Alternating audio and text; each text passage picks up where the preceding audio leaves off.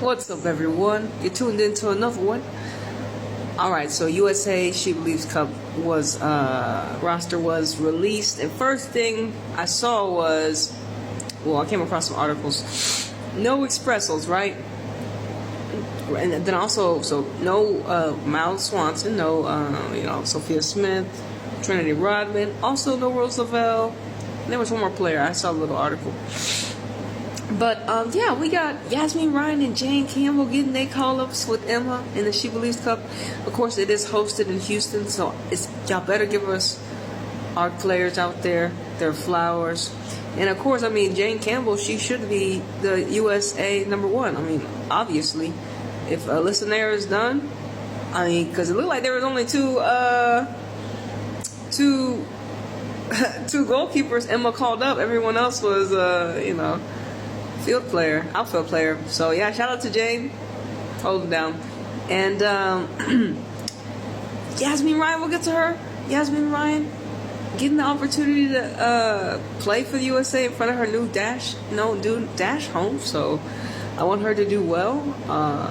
And I think I like this group. In the defense, I like that we got Giselle Thompson in here. Also, really on the defense, it's really Giselle Thompson's who I'm really looking forward to seeing play more. Ultimately, everyone else, I mean, Emily Sams and I think Tara McCown are probably the only two that we need to see more play. But ultimately, everyone else, we've seen them. I mean, there's nothing really I need to see more from Crystal Dunn, Emily Sonnet. I mean, I get Jenna's really good player. Jenna's a good player. Emily Fox, she may need to be looking a little better. I feel like when I watched the Arsenal matches, I'm not saying she was the best fullback on the field. I do think she could have been better. But we're going to have to be looking at Emily Fox, right? Giselle Thompson is here. Super excited to see Baby Thompson. So in the midfield, I'm a little surprised, it's no Ashley Sanchez. Like, where's Ashley Sanchez? And also no DeMello. Like, honestly, I'm still Team Ashley Sanchez and Team DeMello. So Emma's like, nah, she's gonna go with. We got Emily Fox. We got Corbin Albert, Sam Coffey, Lindsay Horan, Claire Hutton, Jaden Shaw, and Lily Johannes. So shout out to Lily getting the call up. I think Claire Hutton and I think it's Claire Hutton too. I don't think we've seen her with the first team. Jaden, of course, we've seen Corbin as well. But in this midfield, be interesting. Hopefully, I would say I'd rather see Lily Johannes put Claire Hutton out there or Jaden Shaw. See how that works. Because when I look at this midfield, it's like, who is the creative midfielder? Who is actually the creative midfielder? Because like Sam Coffey, Claire Hutton, Lily Johannes, don't they all play in that CDM position, don't they, for their club? So I mean, don't even get me started on Lindsay Horan. She's pretty much out the door ultimately. And Jaden Shaw, I think she's an attacking player, more like a Grace, the French midfielder Grace that plays for PSG. Jaden Shaw, I think she's going to be an archetype like her, in essence, for America behind that attack.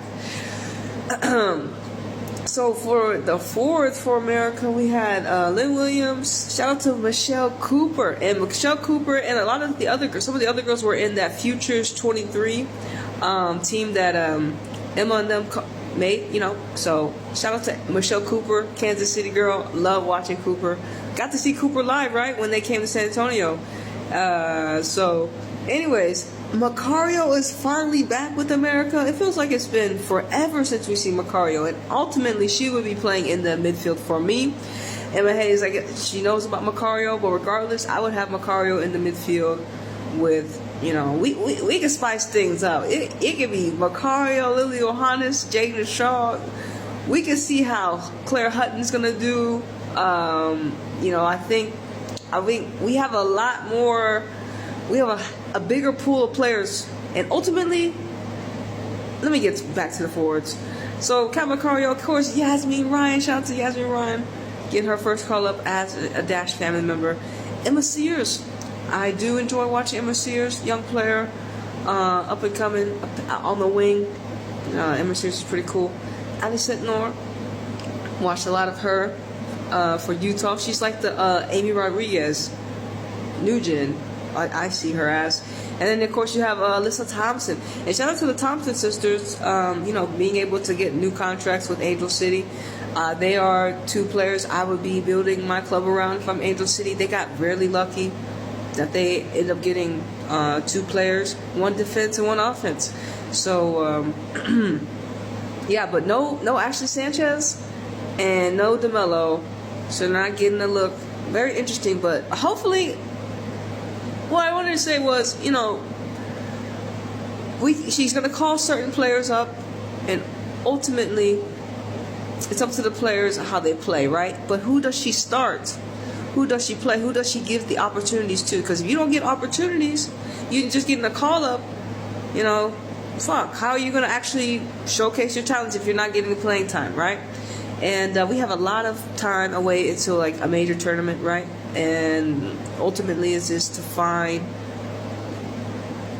some of our best American players, and we should have a large depth of quality players to choose from for USA. Of course, we're going to have those that stand out, but ultimately America is one of the best in the world. So, I mean, we should have some.